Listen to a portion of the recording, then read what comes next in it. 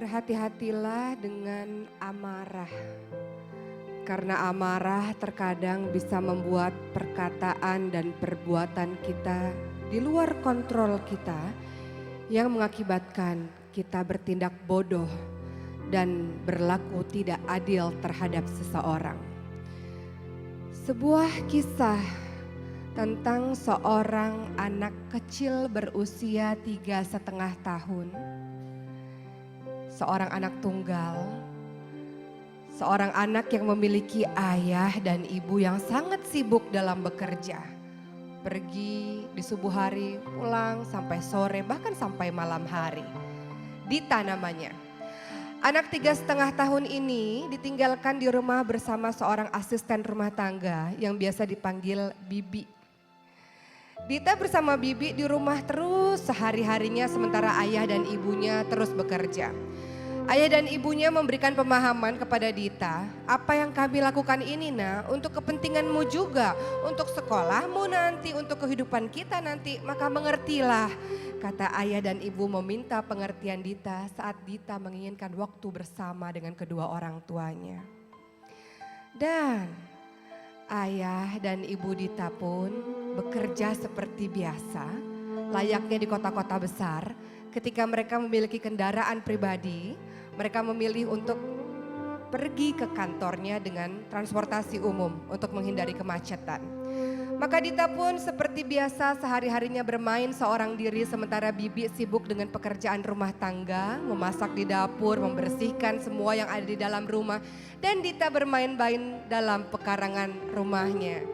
Di halaman rumahnya seperti biasa ia bermain ayunan seorang diri, ia memetik bunga-bunga. Dan di suatu hari Dita melihat ada sebuah paku yang sudah berkarat. Maka Dita pun melihat paku tersebut dan kemudian ia melihat, oh aku bisa menggambar dengan paku berkarat ini. Maka Dita pun mulai menggambar wajah ayahnya, wajah ibunya di lantai terlebih dahulu. Tapi ketika ia menggambar di lantai, ia tahu bahwa ternyata tidak jelas gambarnya karena lantai itu adalah lantai marmer. Maka Dita 3,5 tahun ini pun pada akhirnya melihat ada mobil ayah dan ibunya yang berwarna hitam.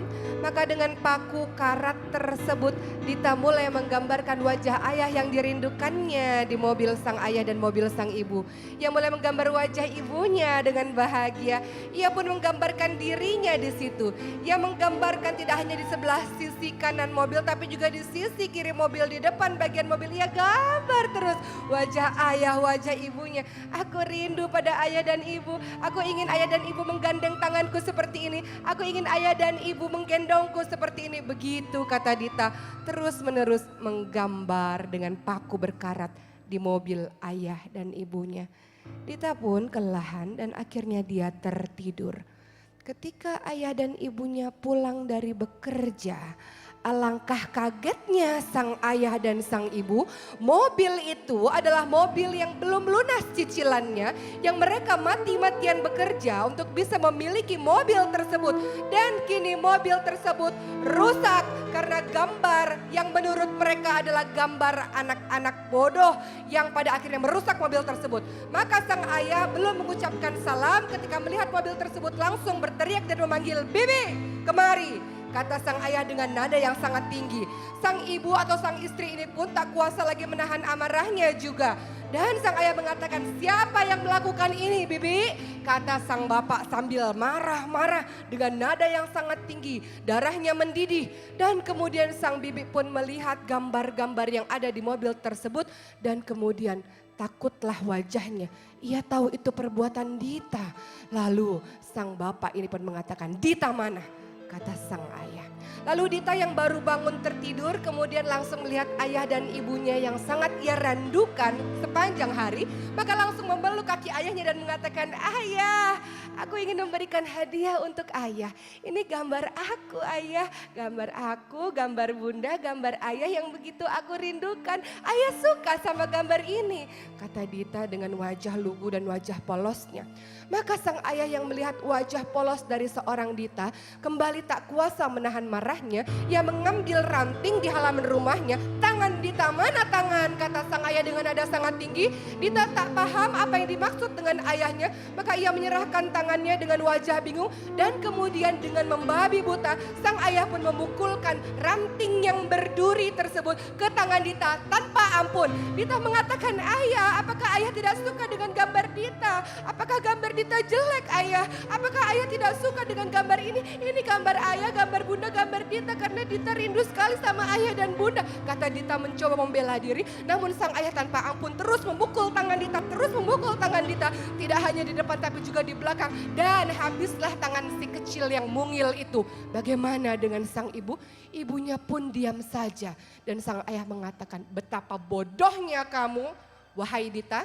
Betapa nakalnya kamu, wahai Dita. Dan semua sumpah serapah dari sang ayah diberikan kepada anak berusia 3,5 tahun itu.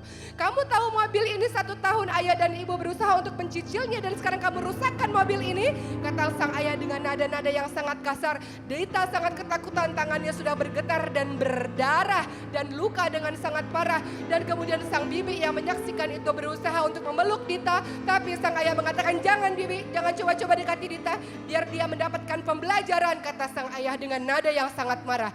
Dan Dita pun tak kuasa menahan tangisnya. Dengan tangan yang berdarah-darah, sang ayah dan sang ibu meninggalkan Dita begitu saja. Ayah dan ibu memasuki ke dalam sebuah kamar dan mereka berpikir, biarkan malam ini Dita tidur bersama bibi saja, supaya Dita mendapatkan pembelajaran atas kebodohan dan kenakalannya. Kata ayah dan ibunya itu. Semalaman Dita terus meraung-raung karena sakit. Tangannya terluka, tangannya berdarah. Ranting itu bukan ranting biasa, itu ranting berduri. Maka Dita pun berkata pada bibi, bibi, Dita salah ya bi. Dita ini nakal ya bi, gara-gara Dita bi. Mobilnya ayah sama mobilnya ibu rusak. Dita ini anak yang bodoh ya bi. Katanya sambil terus menangis dan sambil terus menahan tangannya yang terluka. Sang bibi yang tidak kuasa menahan air matanya pun membalut tangan Dita dan mengatakan, tidak sayang, kamu anak yang baik. Kan Dita tadi itu gambarnya karena Dita kangen sama ayah sama bunda kan? Kata sang bibi sambil berurai air mata. Maka hari pertama, hari kedua tangan Dita terus dibalut oleh sang bibi. Dan ternyata tangan itu lambat laun pun akhirnya membengkak. Tangan mungil yang halus, yang putih itu akhirnya membengkak. Dan sang bibi mengatakan kepada ibu Dita, ibu, tangannya Dita bengkak bu, kayaknya harus dibawa ke rumah sakit. Biarkan saja, itu bengkak biasa saja, kasih obat biasa saja, kata sang ibunya.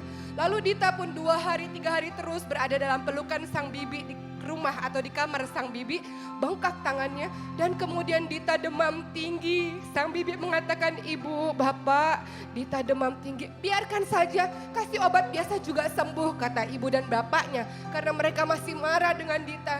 Dita mengatakan, bibi, Dita mau sama ayah, mau sama ibu. Dita kangen dipeluk ayah sama dipeluk ibu, bibi, kata Dita sambil berurai air mata.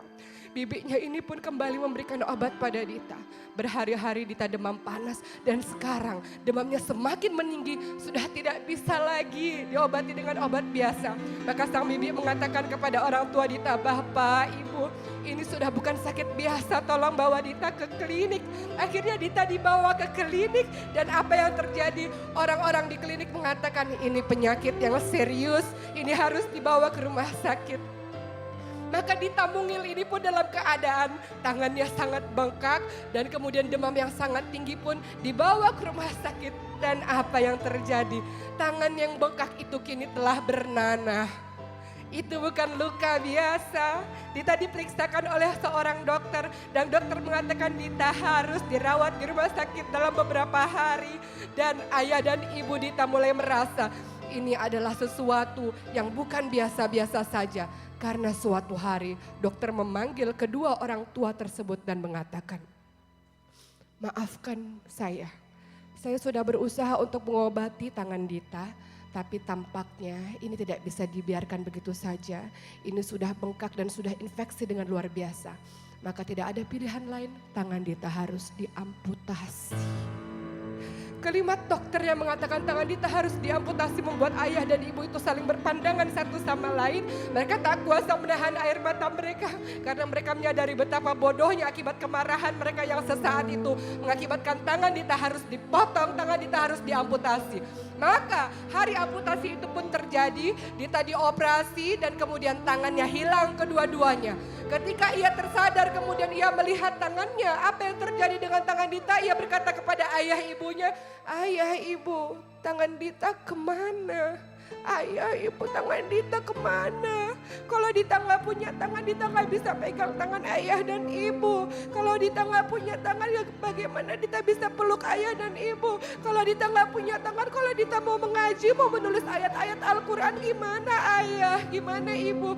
Dita tahu Dita salah ayah sama ibu, tapi Dita janji Dita nggak akan nakal lagi ayah ibu. Dita janji setelah hari ini Dita akan jadi anak baik, tapi tolong kembalikan tangan Dita. Dita perlu tangan Dita, Dita mau peluk ayah dan ibu, katanya sambil terus menangis-nangis dan meraung-raung. Maka apa yang dilakukan oleh ayah dan ibu tersebut, mereka pun tak kuasa membendung air matanya, tumpah ruah air matanya dan mengatakan, "Kami adalah orang tua yang bodoh. Kami adalah orang tua yang penuh dengan kejahatan terhadap anak kami sendiri." Maka mereka pun memeluk Dita dengan mengatakan, "Nak, maafkan kami orang tua yang jahat ini, Nak. Maafkan ayah, maafkan ibu, Nak." Mereka terus memeluk Dita dan Dita mengatakan, "Dita yang salah, Dita yang nakal, maafin Dita ya Bu. Dita gak mau minta apa-apa, Dita cuma mau tangan Dita kembali lagi. Tolong kembalikan tangan Dita ayah dan ibu, Dita mau tangan Dita," kata Dita sambil terus menangis-nangis. Dan itulah penyesalan yang luar biasa yang dialami oleh orang tua yang tidak mampu menahan amarah karena kesalahan kecil dari seorang anak. Lihat pembelajaran yang luar biasa. Mudah-mudahan tidak akan pernah ada lagi ayah dan ibu seperti ayah dan ibu Dita. Mudah-mudahan tidak ada lagi orang tua yang dengan mudah mencaci maki, menjelek-jelekan anaknya, bahkan memukul anaknya tanpa ampun seperti orang tua dari ayah dan ibunya Dita. Mudah-mudahan tidak ada lagi orang tua yang kejam seperti itu, karena anak adalah titipan Allah yang sepatutnya dijaga, sepatutnya disayang, sepatutnya dilindungi, diciumi, dipeluk, dibelas kasihi, bukan dipukul tanpa ampun. Mudah-mudahan ketika setan menguasai kita dengan amarah kita, kita senantiasa berwudu, tenang dan memperlakukan anak dengan selemah lembut mungkin. Anak adalah amanah Allah, titipan Allah. Jangan pernah kau sakiti dia, hatinya maupun raganya. Mudah-mudahan bisa menjadi pembelajaran untuk menjadi orang tua yang bijak, lemah lembut terhadap anak yang kita cintai. Insya Allah.